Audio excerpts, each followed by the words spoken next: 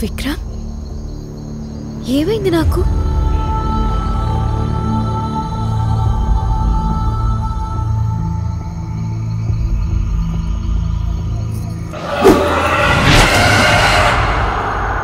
రాధా, నువ్వేం చేస్తున్నావో తెలిసే చేస్తున్నావా? వీడు ప్రమిళ అందమైన జీవితాన్ని నాశనం చేశాడు. ఇలాంటి వాళ్ళకి భూమి మీద బ్రతికే హక్కు లేదు.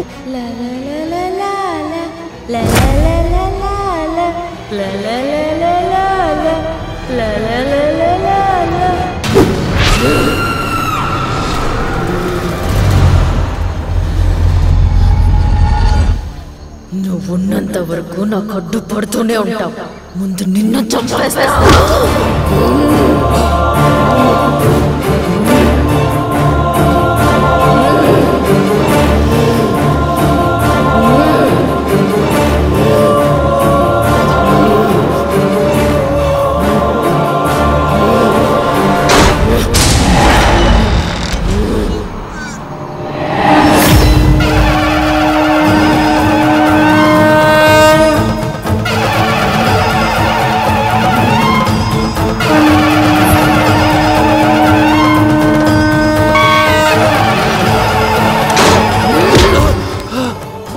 చేసిన వాడిని కాపాడమని ఆ దేవుడు మిమ్మల్ని ఇక్కడికి పంపించాడా?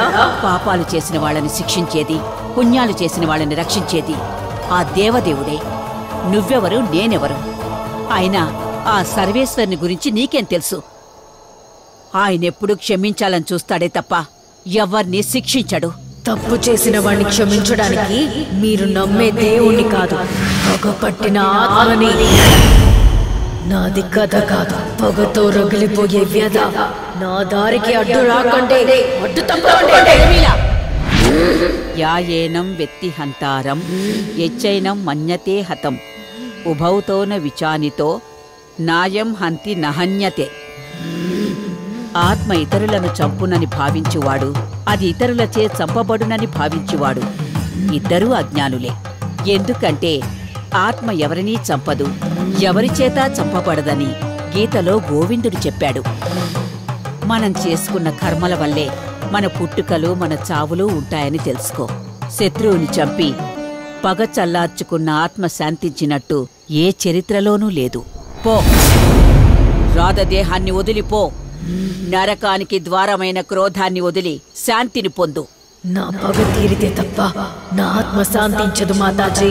మీ మాటలతో నా పగ చల్లారేది కాదు. నేను వాడిని చంపకుండా రాధదేవిని విడిచిపెట్టను. ప్రమీల, ఆత్మ శాంతిని కోరుకుని పైలోకాలకు వెళ్ళిపోవాలే తప్ప ఇలా అశాంతికి కారణం కాకూడదు.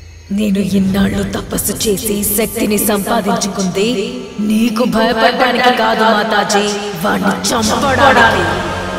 ఓం నమః శివాయ.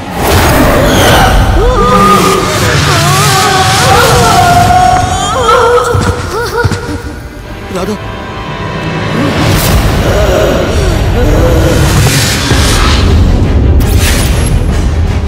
ఆ శరీరం నాకు కావాలి.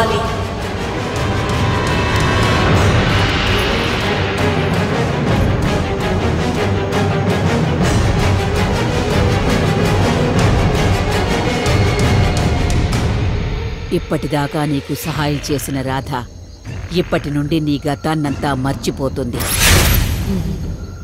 స్పృహలోకి రాగానే నీ గురించి ఏమీ తెలియందాన్లా ఉంటుంది.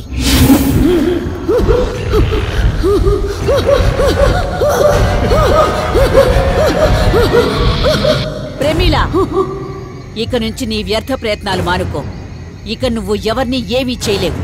శాంతించు. మరణించిన వారికి జననం, జన్మించిన వారికి మరణం తప్పదు. నీ ఆత్మ పైలోకాలకి వెళ్ళాలి. నీకు మళ్ళీ ఇంకో జన్మ ఉంది. అనవసరంగా పగ, ప్రతీకారం అంటూ నీ ఆత్మను క్షోభ పెట్టకు. ఆ దేవుడు వాళ్ళు చేసిన తప్పుకి శిక్ష తప్పకుండా వేస్తాడు. ప్రశాంతంగా వెళ్ళిపో. కర్మ ఫలితాన్ని అనుభవించక తప్పదు ప్రమీల.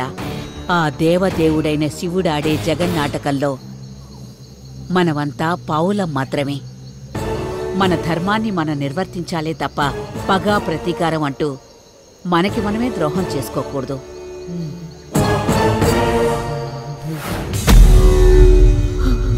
ఏడు. నీలో ఉన్న కోపాన్ని కన్నీటి ద్వారా బయటికి వెళ్ళనివ్వు.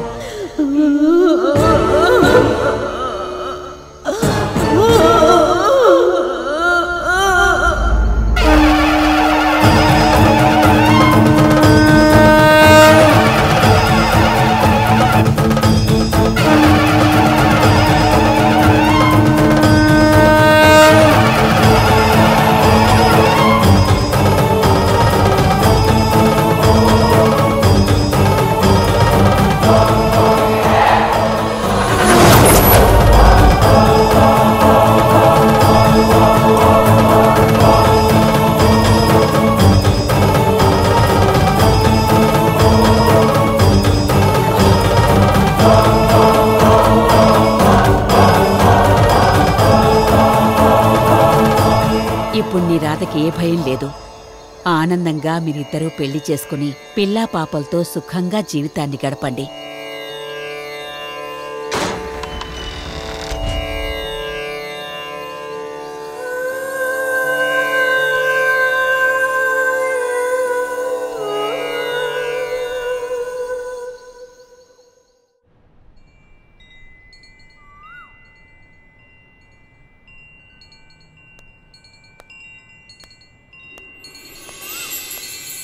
రాధా,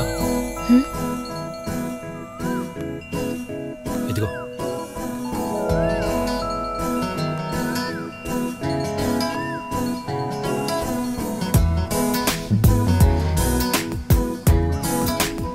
మీ నాన్నగారికి ఇచ్చిన మాట నిలబెట్టుకున్నాను. ఏంటి? ఏం లేదు, నిన్ను బాగా చూసుకుంటాను అన్నానుగా, అదే గుర్తొచ్చింది.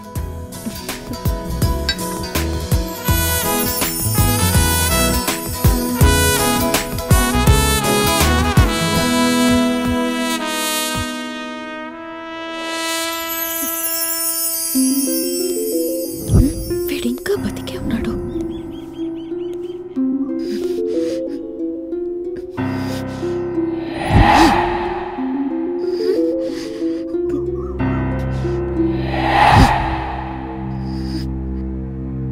ప్రమీల, ఎక్కడికెళ్ళావు? నీ పగ తీరకుండానే వెళ్ళిపోయావా? ఇప్పుడు నీ పగ చల్లారైంది ఎలాగే?